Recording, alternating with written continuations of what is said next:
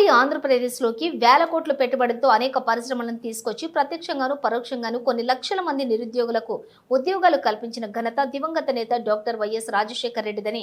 ఉమ్మడి ఆంధ్రప్రదేశ్లోకి వేల కోట్ల పెట్టుబడులతో అనేక పరిశ్రమలను తీసుకొచ్చి ప్రత్యక్షంగాను పరోక్షంగాను కొన్ని లక్షల మంది నిరుద్యోగులకు ఉద్యోగాలు కల్పించిన ఘనత దివంగత నేత డాక్టర్ వైఎస్ రాజశేఖర రెడ్డిదని వైఎస్ఆర్టీయూసీ జిల్లా అధ్యక్షులు బి విజయ్ కుమార్ రెడ్డి అన్నారు. శుక్రవారం నగరంలోని డైకస్ రోడ్లోని ఉన్నటువంటి పార్టీ జిల్లా కార్యాలయంలో ఆయన మీడియాతో మాట్లాడారు. ఉమ్మడి జిల్లాలోని శుక్రవారం నగరంలోని డైకస్ రోడ్లోని ఉన్నటువంటి పార్టీ జిల్లా కార్యాలయంలో ఆయన మీడియాతో మాట్లాడారు.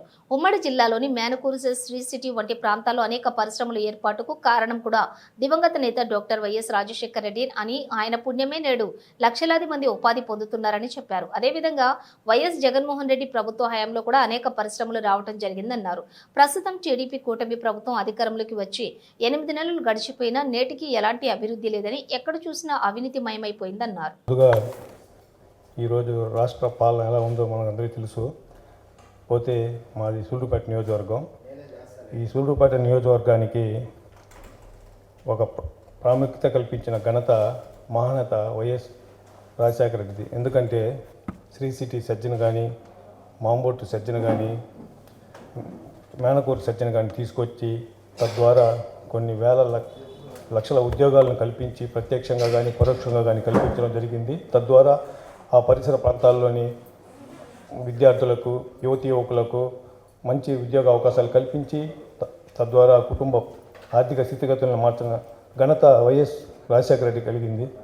అదేవిధంగా గడిచిన వైఎస్ జగన్మోహన్ రెడ్డి గారి ప్రభుత్వంలో కూడా ఎన్నో వందల ఫ్యాక్టరీలు తీసుకురావడం జరిగింది. తద్వారా ఉద్యోగ అవకాశాలు కల్పించడం జరిగింది. కానీ ఈరోజు ఏంటంటే ఈ ప్రభుత్వం అధికారంలో వచ్చి 9 నెలలు అవుతుంది. ఎక్కడ చూసిన అవినీతి, పరిశ్రమల దగ్గర కూడా వెళ్ళి దందాలు వసూలు చేయడం, కమిషన్లు అడగడం, ఇలా బెదిరించడం, ఫ్యాక్టరీలు గడిపోయి ఇలా చేయడం వల్ల ఉన్న ఫ్యాక్టరీలు కూడా ఈరోజు మూతపడే పరిస్థితిలో ఉంది. ఈరోజు ఫ్యాక్టరీలు మూతపడే పరిస్థితులు ఉన్నాయి. ఉద్యోగాలు చేసుకుంటున్న కార్మికులుగా వాళ్ళ జీవన స్థితిగతులు కూడా మారే పరిస్థితులను ఈరోజు సృష్టిస్తూ ఉన్నారు. భయాందోళనని ప్రతి దగ్గర మేనకూరు కానీ, ఈ మాంబోట్ సజ్జలో కానీ, శ్రీ సిటీ సజ్జలో కానీ.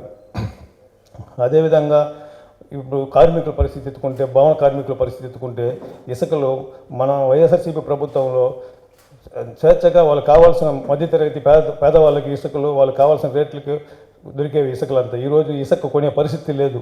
ఏ భవన కార్మికులకి ఉద్యోగ అవకాశం పనులు లేకుండా పస్తులు ఉన్నారు. ఎందుకంటే ఇసుకలు మొత్తం ఇతర రాష్ట్రాలకి పోతూ ఉన్నాయి. మాది తడబాటలో చూస్తూ ఉన్నాం. ఇసుకలంతా ఇతర రాష్ట్రాలకు పోతూ ఉన్నాయి.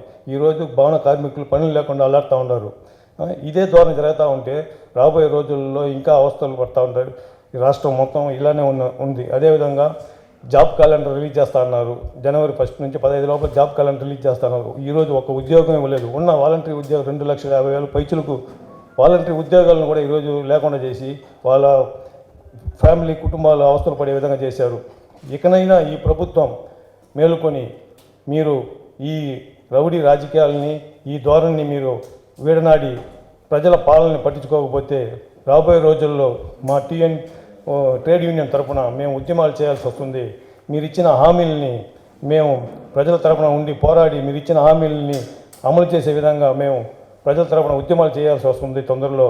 వీటన్నింటినీ కూడా ప్రశ్నిస్తానని చెప్పి ఒక ఆయన పార్టీ పెట్టి ఈరోజు అవినీతి జరుగుతూ ఉన్న, రౌడీజా జరుగుతూ ఉన్న, ఇసుక మాఫియా, గ్రావుల మాఫియా జరుగుతున్న ఏ ఒక్క దాని మీద ప్రశ్నించకుండా అతనేదో తీర్థయాత్రలు 90-80 సంవత్సరాల వయసులో చేయాల్సిన తీర్థయాత్రలు చేసుకుంటా ఉప ముఖ్యమంత్రి పదవిని తీసుకుని తీర్థయాత్రలు చేసుకుంటా పాలనని గాలి కుదిరేసి తిరుగుతూ ఉన్నారు.